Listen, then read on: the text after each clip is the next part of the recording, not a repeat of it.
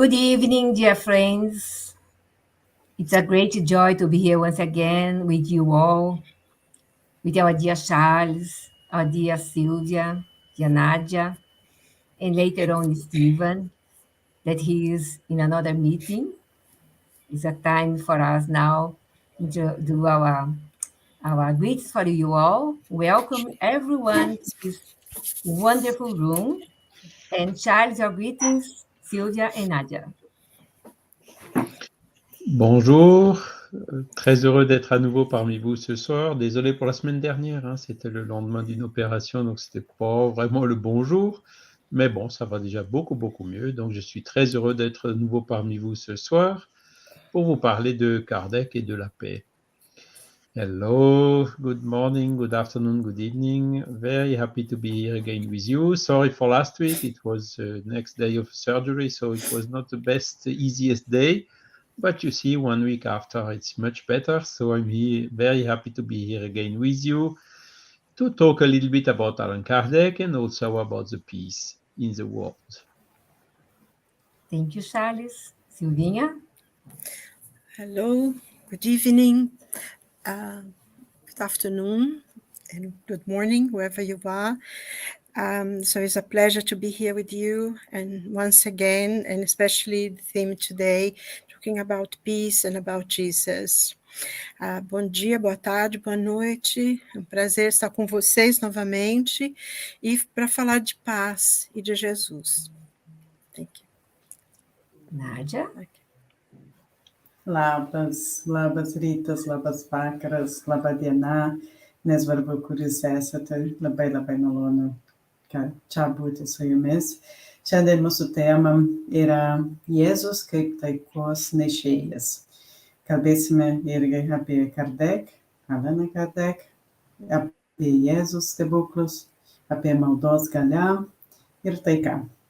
Tikiuosi, kad jums bus labai malonu, labai įdomu. Thank you, Nadja. So, our live today is very important. Our theme, our subject about Jesus and peace, the message of peace. So I will show a short video for you, for us all. Jesus' role was not simply that of a moralistic lawgiver with no other authority than his own word. He came to fulfill the prophecies that had announced his coming. His authority derived from the exceptional nature of his spirit and his divine mission. He came to teach humans that true life is to be found not on the earth, but in the kingdom of heaven, to teach them the way that leads there, the means of reconciling themselves to God, and to forewarn them regarding the progress of future things for the fulfillment of human destiny. Jesus did not come to destroy the law. He came to fulfill it, that is, to develop it, to give it its true meaning and to adapt it to the degree of humankind's advancement. That is why that in this law may be found the principle of duty to God and to one's neighbor.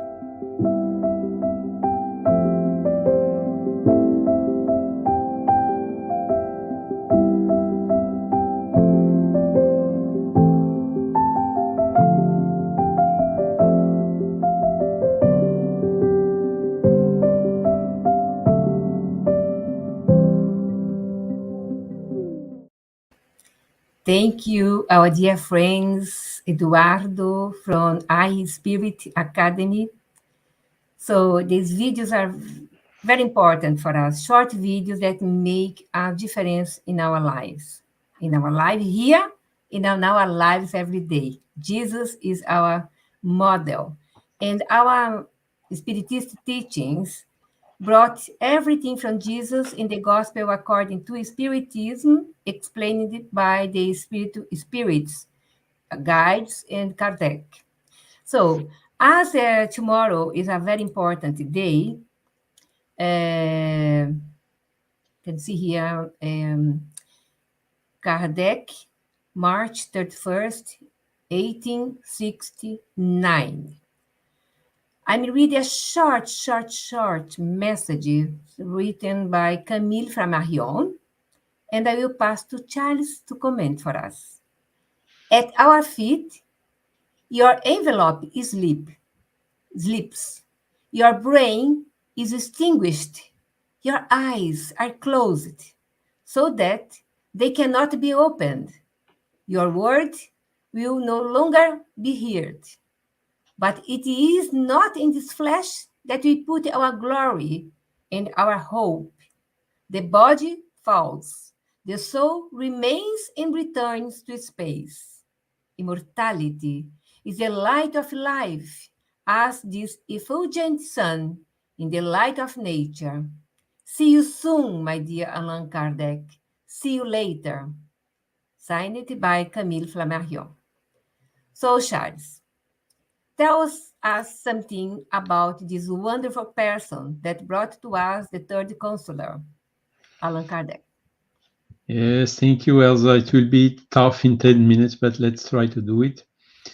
Okay, so Jesus, as the video showed it very clearly, and as we can read it from the Gospel, particularly Matthew's chapter 5, for instance, Jesus came with a very peaceful message. Blessed are the meek, for they shall inherit the earth. And then the verse number 9 is, blessed are the peacemakers, for they will be called children of God. So what does it mean, inherit the earth? And what does it mean to be called children of God? And this is exactly Kardec's mission. He really brought, starting by the observation of phenomenon like a turning table or similar, he was looking for the cause of this phenomenon and discovered rationally by the world of the spiritual world, in the survival of the spirit, the proof of identity, the communicability between the spirits and the humans through what we call mediums, and so on. So he really made a huge disruption in terms of not of the content of the moral itself, but in bringing all these notions that we know since 2000 years and 1850 years at that time from Jesus, from the Gospels. And he really, the disruption he brought was to go from the blind faith to the reasoned faith. The Spiritists are believing in Jesus' messages, not because they are written, but because they are understood. So we understand first the logic behind it. We understand first by looking to the phenomenon of mediumship phenomenon, as I just told, that really is the best cause that we can find for all these phenomena are the survival of the soul, given the spiritual world. So bringing back all these logics toward these messages we got from Jesus about the moral laws. And that is really the huge disruptions that Kardec brought. The second disruption he brought is during centuries or even millenniums, we were told it is written like this in the book, God has said this and said that, so you shall believe. If you don't believe, you can go to hell and whatsoever. Typically the heteronomous approach, isn't it? And today also, we through this logical approach, it's completely changing the way we go from the heteronomy, where we are told what we have to believe and to do and not to do, to autonomy. Or it means we do it autonomously as per our free will, because we understood that is the best way, not only for us, but also for the whole humanity. And the notion of peace is exactly entering in this type of approach. If we think about through the Spiritist logic, the Spiritist philosophy, body of knowledge, we really see that the only way, not the best way, the only way for humanity to progress in the future, and this will come for sure, is towards peace. So unfortunately, not all the terrestrians have understood this. And the proof is we have a conflict in Europe right now. And there are, it is one of the 80 conflicts which are currently existing in the world. So this is only for wars, because Jesus was also very clear. Again, in this Sermon of the Mount, he told peace is not only the opposite of the wars, is also the people which are meek, which do not, how to say it, say bad words, or are not angry against the brother or the neighbor and so on. So the peace starts in very soft things which are inside ourselves.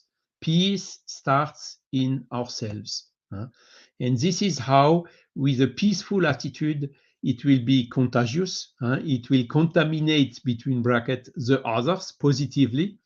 And this will do such that the humanity will progress and walk towards the peace, which is for sure, as we understand the evolution, the law of evolution of our Earth, it is the way we are going to, and hopefully it will not take so long anymore. Maybe some decades for the more optimistic ones, but maybe 1 or 2 centuries for the more realistic ones, I would say. But we know for sure that this is a way. So really, violence, discrimination, competition, war, all these things today are already, how to say, out of time. And for sure, they will disappear very soon. And it will not be very glorious for the people who have promoted such attitudes which are against the harmony with the natural laws. So Kardec's huge contribution, tomorrow is 153 years of his return to the spiritual home. He really brought this rational and logical approach, which enables us to understand much better, much clearer the teaching of Jesus. So he did not reform or change the teaching of Jesus. At the opposite, he just confirmed them, adding them the strength of the logic, of the reason, and of the common sense, which makes them much, much stronger. And I must admit that I have been educated Catholic, so I was hearing the priest and the people telling all these things, and I had some questions, and they could not answer to all the questions. No, it's like this, you have to believe it, and so on. So, when you get a teenager and so on, you just disconnect a little bit because it doesn't suit you anymore, or you do not get the answers you would like to have, and so on. And then a couple of, let's say, 10 years later, I was in contact with Spiritism. And there it was like a kind of a huge comeback, resuscitation somehow. And I must admit that today I'm much, much more Christian than I was when I was Catholic. And today I see even much, much wider, because Jesus, of course, is okay. Gospel, of course, is okay. Christian, of course, is okay. But it's only 1/3 of the humanity. And Kardec was really very open to this from the beginning, because you have Muslims, you have Hindus, you have so many religions around the world. And when you go to the teaching, to this moral law at the root of each of them, you see that they are all extremely consistent one with the other. They take basically the same things, maybe with slightly different words, or slightly adapted to a different culture or a different time or whatever. But when you really go to the root and look for the deep sense of all these meanings, you see that it's not just Christian. It's all the religions in the world, the big majority of them, which are totally in line with this. And this is what Kardec also brought in the Spirit's book 3. It's the moral laws. And the moral laws, what are they? It's simply part of the natural laws, showing what is good and what is not good. And the referential for this is to be in harmony, in line with the natural laws, or the opposite, to be in disharmony with the natural laws. And this is really, how to say, thanks a lot, Kardec, for having brought that, this shift from the blind phase to the reasoned phase, which enables us as a spiritist to get the motivation and the strength to work every day to try to become every day a little bit better person as the day before, to make all the efforts we can to extinguish to our the bad things or the bad thinkings or bad habits we still have, and replace them by the good habits, because we know rationally the way, we know where we come from, we know where we are, we know where we go to. All these questions have been very clearly answered. We know that we are progressing day by day, life after life, towards God. And with the certainty of this gives you tremendous resources to overcome these difficulties, to overcome these bad vibrations or bad mood that are normal in this period of crisis, of war, of pandemic, of economical crisis, of climate crisis, and whatever, all these things which are coming. I can say we are ready. We are ready to face them calmly, without anger, without fear, because all this is also means that we lose our control, we lose our strength, because we have this reasoned phase inside of us, which helps us to, as we tell in France, or the Gaulish said 2,000 years ago, they were afraid that the sky was collapsing on their head. So the sky can't collapse on our head. We will stay very quiet and full of hope. So thank you so much, Kardec, for having brought this all to us. Thank you, Elsa, also for having recorded this speech of Camille Flammarion at the funeral of Kardec, where he was also absolutely brilliant, showing his belief in the spiritual paradigm. And hopefully more and more scientists and humans nowadays will shift from this materialist paradigm to the spiritualist paradigm, because this is really the key that will transform the humanity, and that will do such that we will really enter strongly and surely in the world of regeneration that we are all awaiting.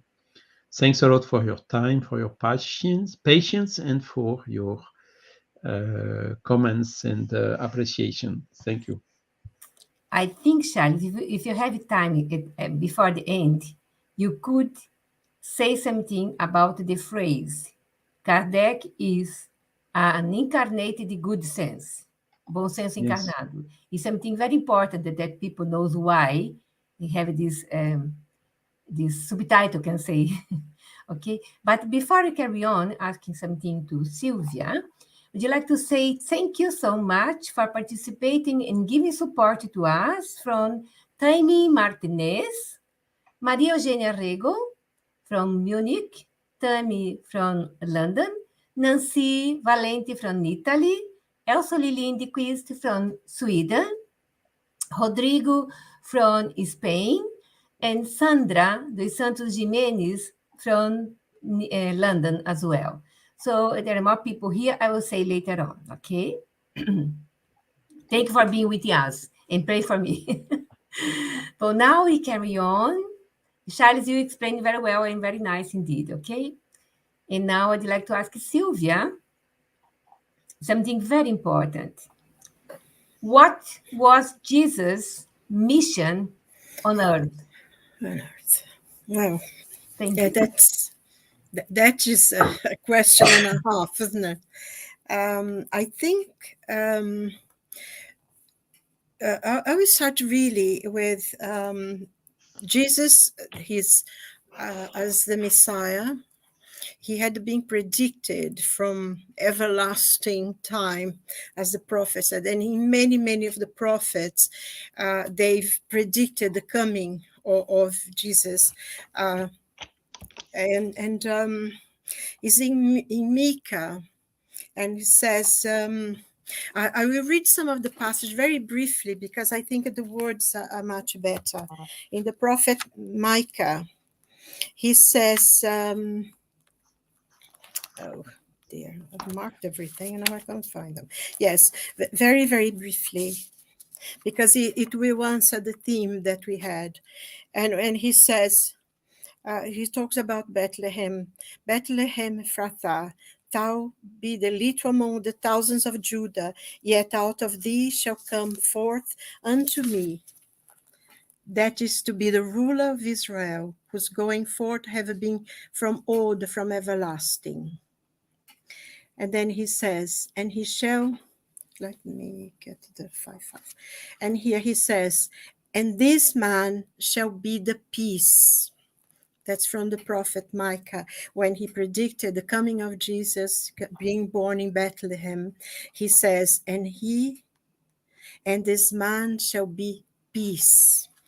And then we find him also in Jeremiah, when he is called the Lord of righteousness. But in Isaiah, more than anything, it's a very important part of the Bible, especially in relation to the coming of the Messiah.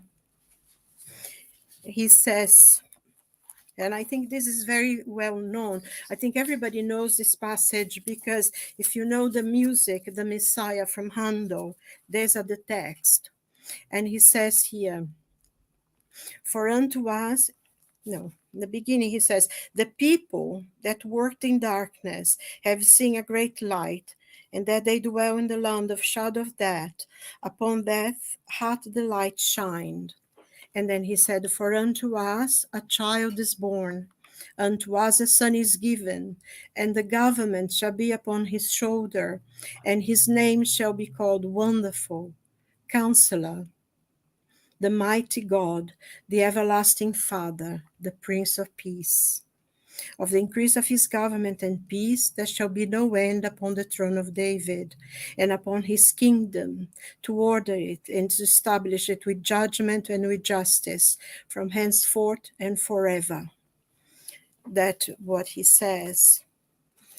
And then also he says that he came to bear our iniquities. In Isaiah 40, he says that Jesus came to bear our iniquities. And it's interesting because what he says here, he'll be called a Counselor, the Mighty God, Everlasting Father, the Prince of Peace. So that is the mission of Jesus on earth, to bring peace. And it's important, I think, for us to realize, because in many times we hear that we need to learn to follow the teachings of Jesus so we can go to heaven. And that's not the reality. We need to learn the teachings of Jesus. And I think, like Charles pointed out, the teachings of Jesus is in every single religion. It's because basically, if you get everything, he himself put in a phrase, love God with all your heart, with all your mind, and your neighbors yourself.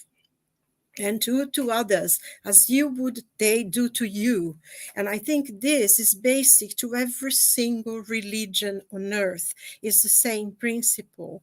And I think this is important because also in Matthew, they said that he is to bring peace and justice, because with Jesus came grace and peace. Those, you see that in many of the prophets that predicted him, they already talked that he was peace. So all his teachings resolve that we don't do or try to follow it as much as, as we can, not to go to heaven, but so that we can build heaven on earth.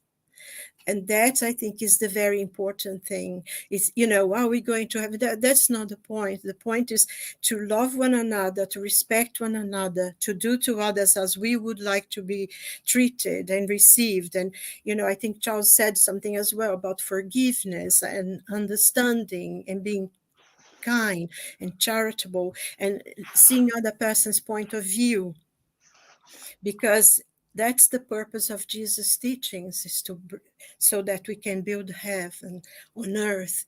Like he said in the Lord's Prayer, thy will be done on earth as it is in heaven.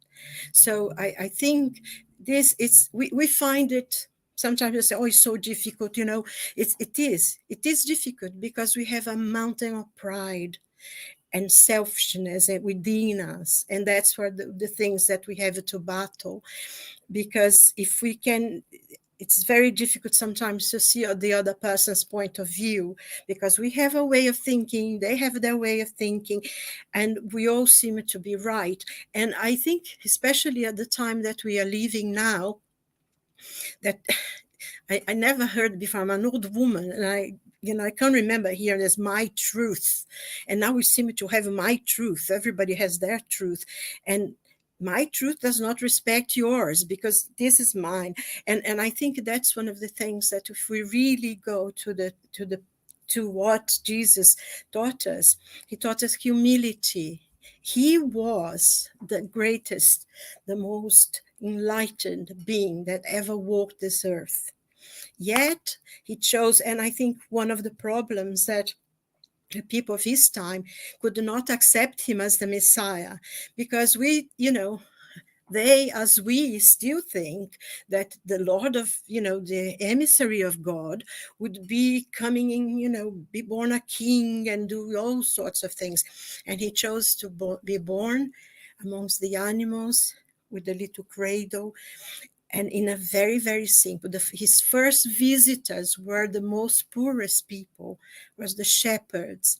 And the Prince of Peace and Light was born amongst the most poor and the most neglected. And I think that's what the lessons he taught us, to look at those who are in need. And it's interesting as well, because it's not so only a question of money, because there are a lot of people who are quite poor with a lot of money. I remember a story that Chico once said, that he received this lady, a very rich woman, who came to visit him.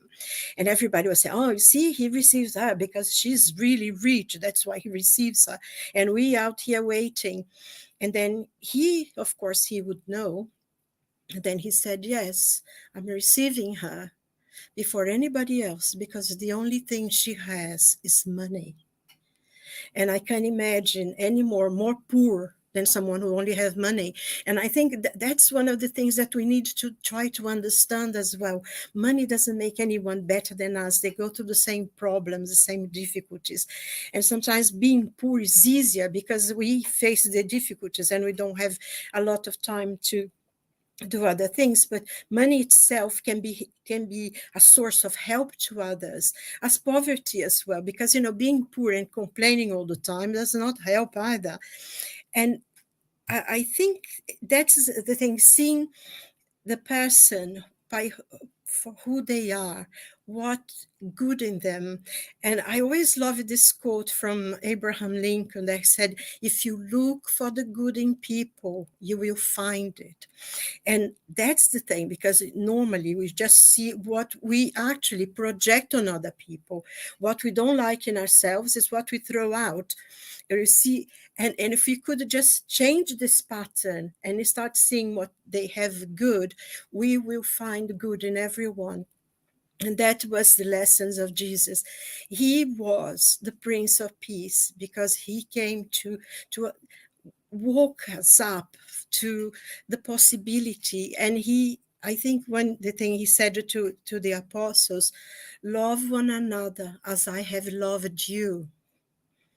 And I always find it very emotional, this phrase, because that's what he said. I've loved you so much that it would be so good if you love others as the same way that I loved you. So if we are able to just try, of course, we're not going to become overnight enlightened, But we have everything, and we have all these things, you know, in the Hindu tradition, in the Buddhist tradition, in the Muslim tradition. Nothing really changes very much. I mean, there is one of the surahs in the Quran that he says that mankind, when they're happy, they completely forget God. But as soon as they have a problem, they sort of melt themselves in prayers. And I mean, this is a reality, I think, in everywhere. You know, like everybody now talk, pray, pray, pray, but we should pray all the time. We should create peace around us, because I think Charles mentioned something about this as well, that we have to build peace in ourselves. And that's where peace starts, because the war in Ukraine, the war in Yemen, and all the other wars that there is a reflection of how we behave ourselves, millions of us. So if we start creating a little peace within ourselves, and really trying to make the best we can where we are, it will spread out. It will be a beautiful world, because this earth is such a wonderful thing, and life is God inside of us. Life is God within us. And I think, like Joanna de Angelis says that, you know, said that life is God within us, is God in us. And if we can grasp this, then we will be able to forgive, to let go of things, you know, and we'd be happier, other people would be happier, and we would be really and truly, because being a Christian is very, you know, Jesus didn't ask anything. He just said, love God and love your neighbor as yourself, you know, and he's even telling us to love ourselves first. Even if you think in terms of selfishness, you know, he said, love yourself and then you love others. So I think that's what his teachings, that was his mission here, to wake us up to love, to forgiveness, to understanding, and for peace for ourselves and for others. Because when we make other people happy, we get happy. And I think that what all his teachings comes to, you know, I think Charles mentioned also the Sermon on the Mount, which is the most wonderful thing. Bless the merciful, because they will receive mercy. Bless the meek, because they will inherit the earth. So peace in our hearts, and if we create peace around us, we'll spread peace in the world. That's how I understand, you know, the question anyway. Thank you. Thank you very much, Silvia. There were wonderful points. Some people here liked what you said, so they wrote something. That's important. And in our Spirit book, we have the question 6 to 5, the model and guide for our planet, Jesus. So Jesus summarized everything. As he is the governor, he planned our planet,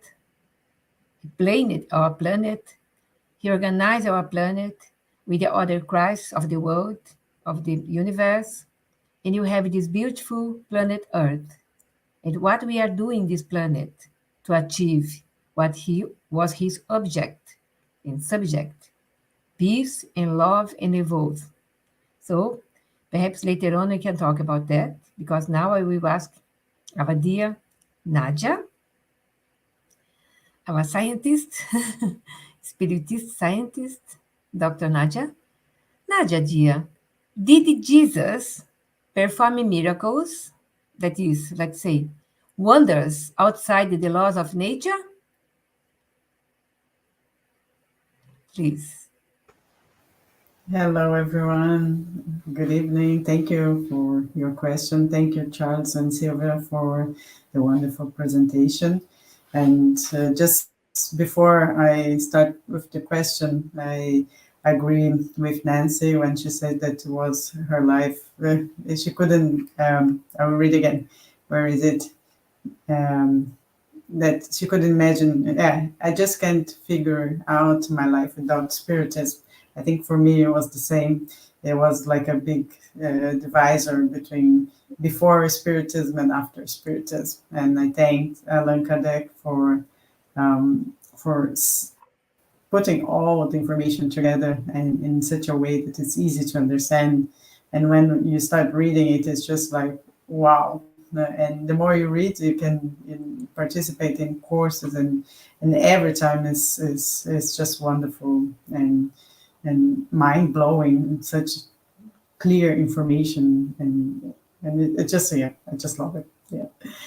But going to the questions, did Jesus perform miracles, wonders outside the law of nature?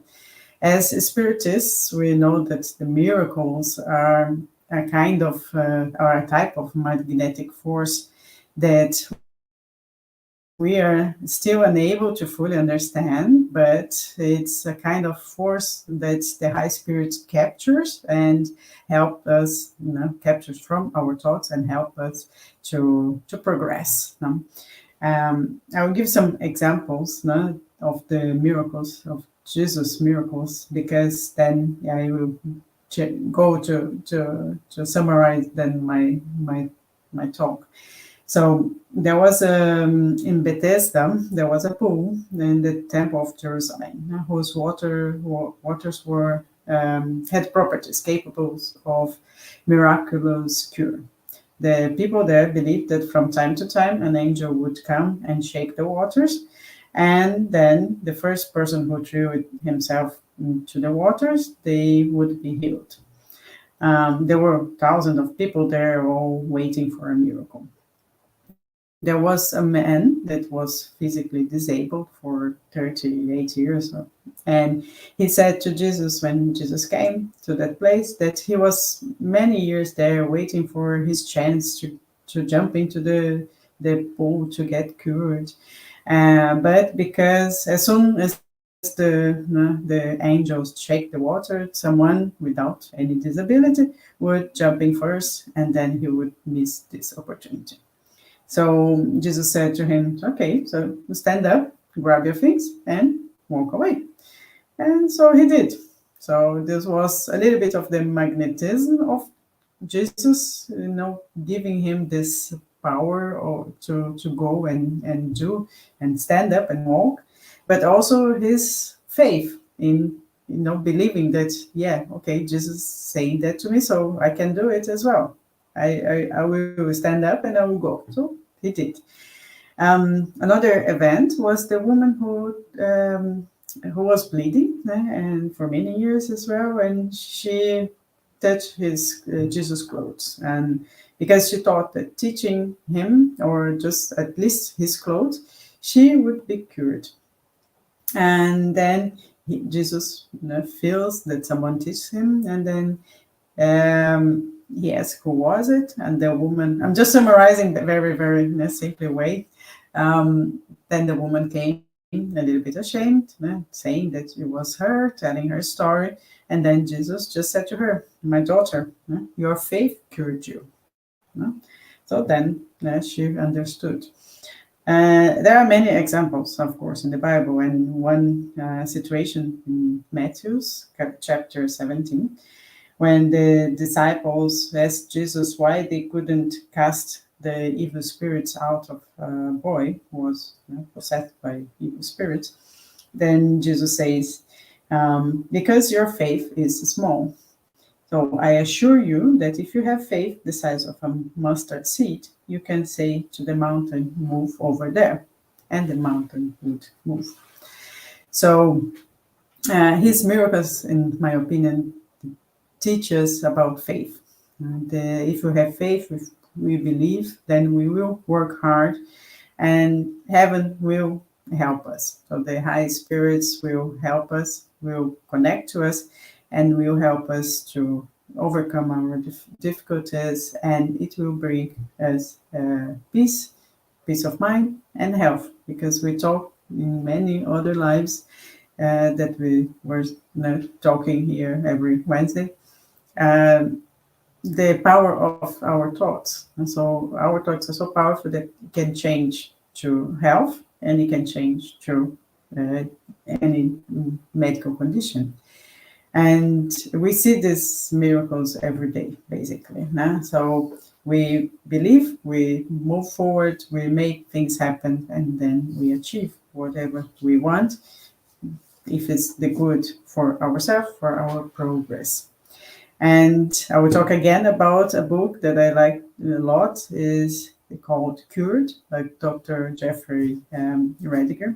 And he mentioned that those people who have been cured by an unexplained way, they changed their lifestyle habits, they changed their nutrition, they did exercise, they became more spiritual, they believed that the disease they had, the problem they had, would not take them down. So they changed and they got cured.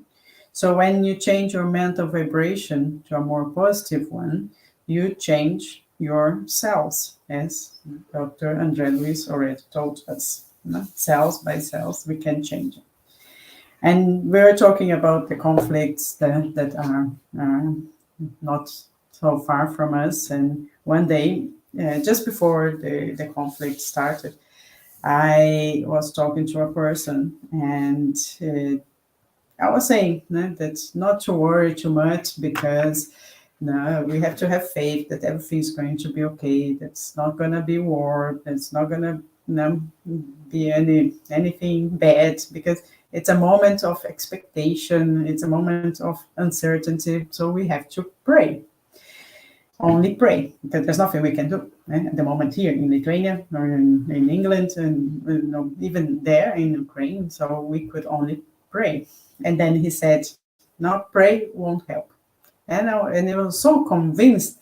And I think it was the first time that I heard someone say so those words, like of lack of faith, so clearly. And I was like, well, I replied to him, if you are stressed and thinking too much about it, it's not going to help either. So it's going to make you nervous. It's going to make you sleepless and even more stressed, and even you're going to get sick. So at least praying will calm you down, will calm people around you as well. Because if you're stressed, everybody around you is stressed as well. So if you calm yourself down praying, so you can calm all others as well. And I believe that our prayers get to God. So, and we can have 50% of chance of getting to God or not, but I believe that 100% will get to God. So I will pray because I believe.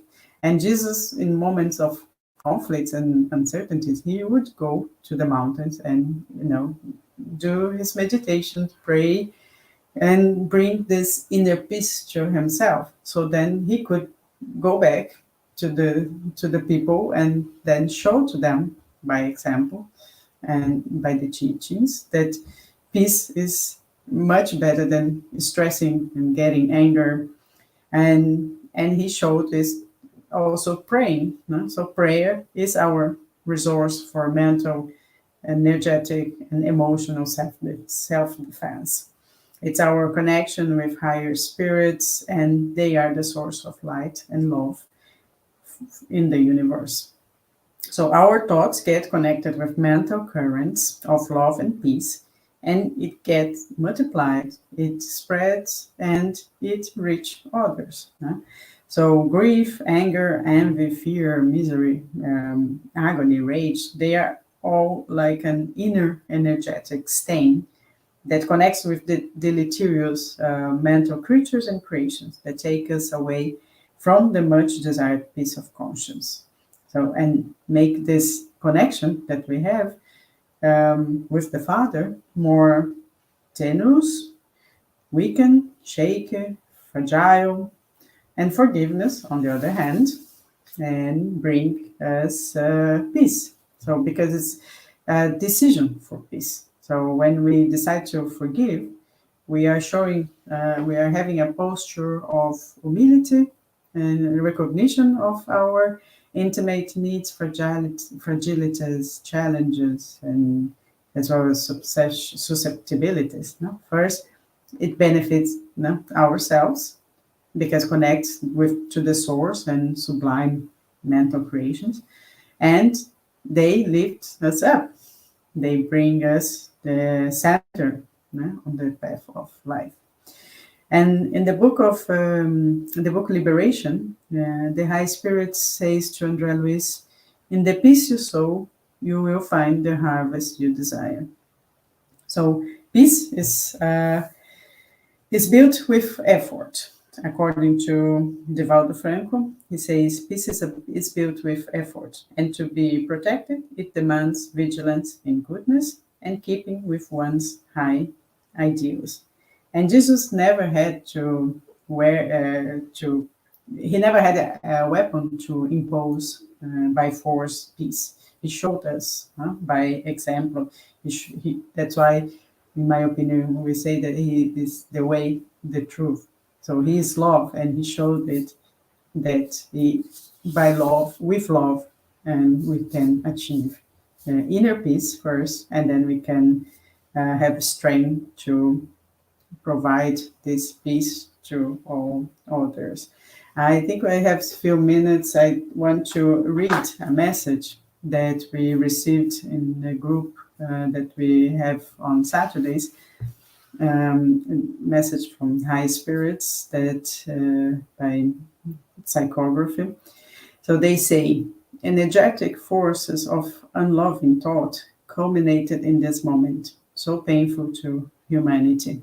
You see pain, doubt, separation, but don't believe in the power of evil. If everything evolves and walks towards God, do not disturb your soul, increasing the forces that disturb the earth's psychosphere. Watch your hearts. How much anger is still in there? Why do you grieve? Why are you so scared? This is the moment for the witness of your faith. Look around for service to others. How can we help? Disconnect from feelings of hate, judgment. Connect in love. Loving feelings are very important right now. Practice individual tolerance so that tolerance arises between nations. Practice nonviolence so that peace can triumph. Everything is in the hands of each of us.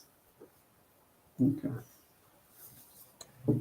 Wonderful message. Yes, we should think more in helping others. When we are helping others, we are, inverted commas, curing our sufferings, because you put yourself at service. You are living Jesus, because he said, we can do what he had done and much more.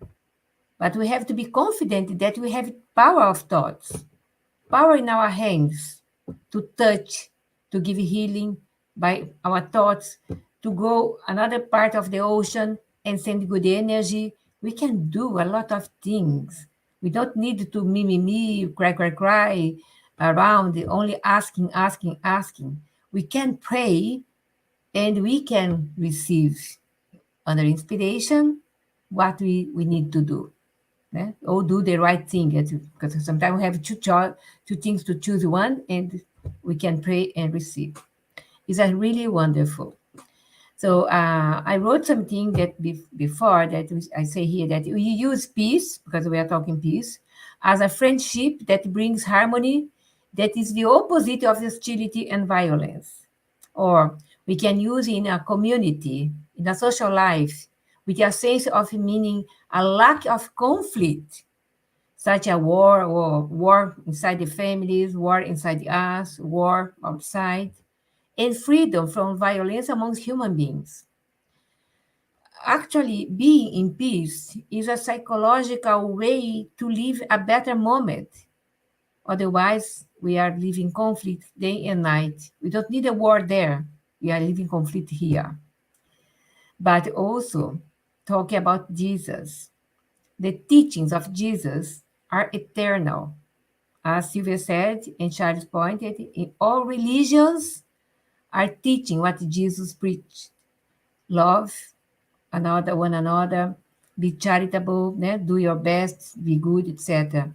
So the teachings of Jesus are eternal because they are the truth. They constitute not only a safe conduct to celestial life, but also a pledge of peace, tranquility, and the stability of earthly things.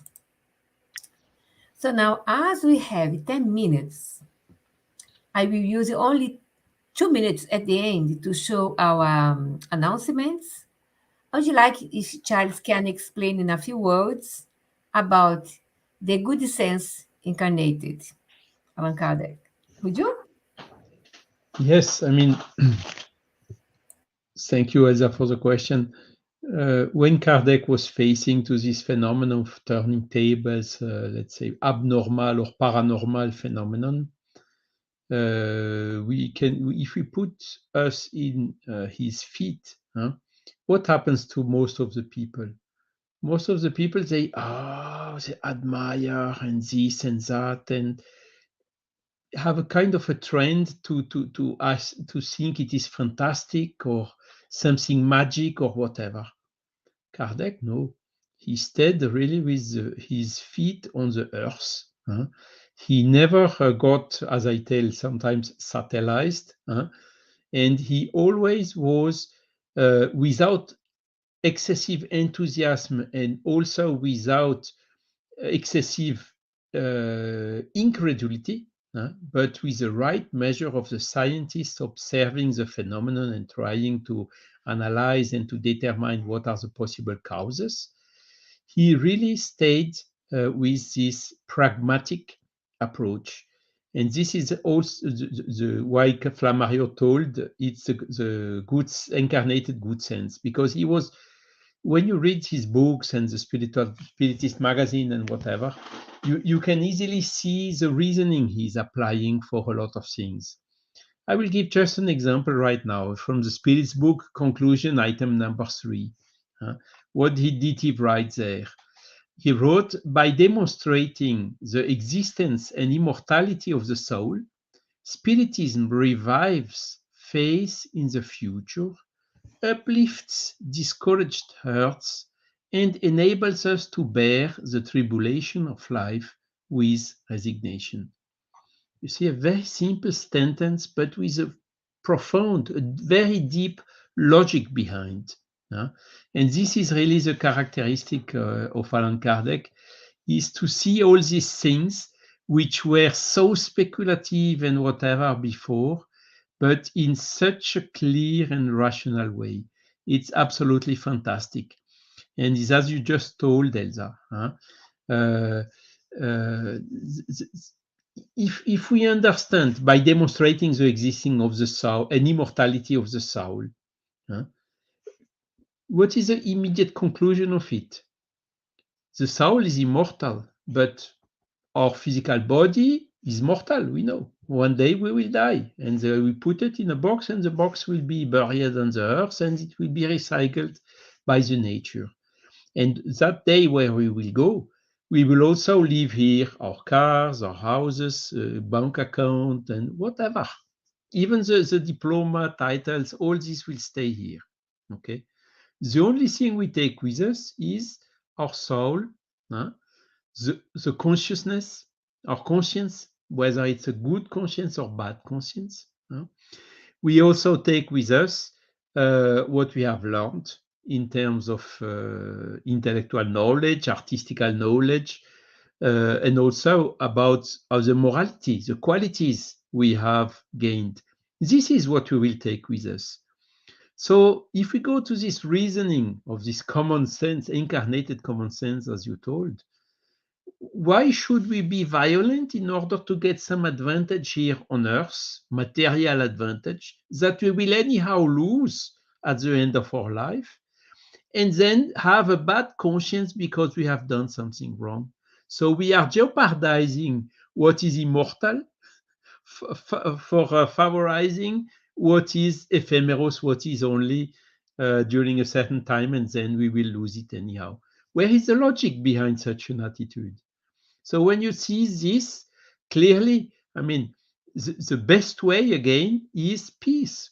is we come back to these moral teachings of, as you told, Jesus and the ground of most of the other religions. Basically, who was Jesus, elevated spirit incarnating on earth? Who was Buddha? The same, elevated spirit incarnating on earth.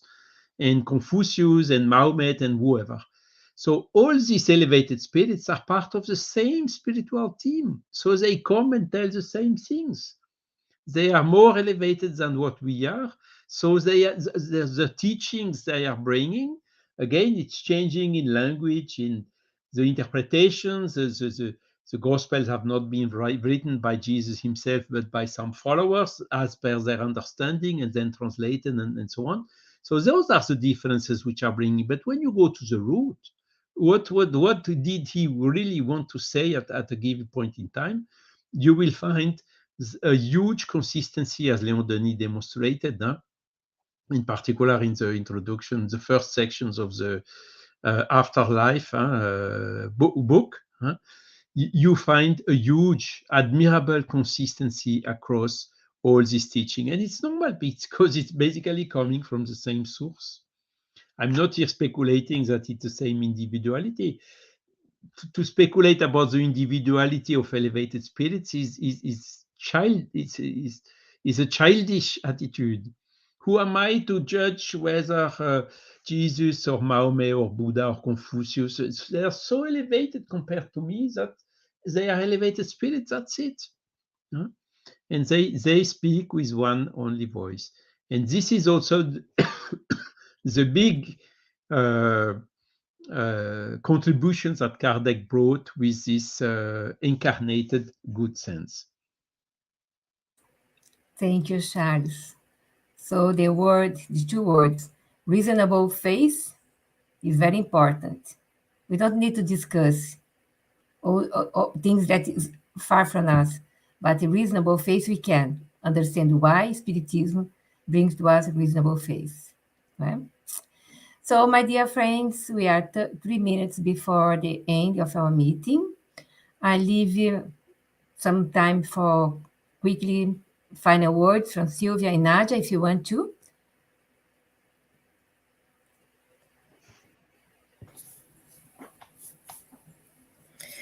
I would just say goodbye. Today was a good theme. The theme of today was very good, a question of peace.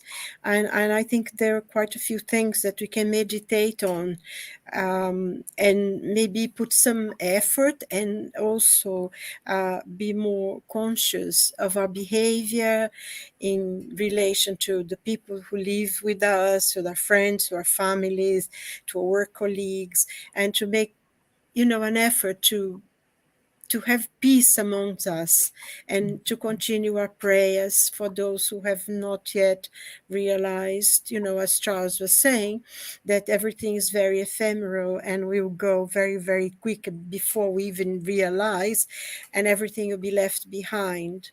There is no power on earth that will last, but our life is eternal. So we need to create peace for that life. Thank you, Silvia. Wonderful. Nadja, would you like to? It's okay. I think Nadja is freezing or not? Yeah. Okay, no problem. So, thank you all for watching.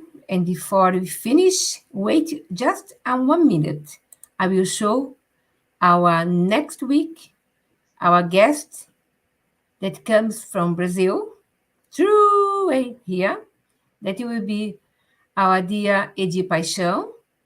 He knows a lot about suicide prevention, so in value of life. So be with us next week, my dear all.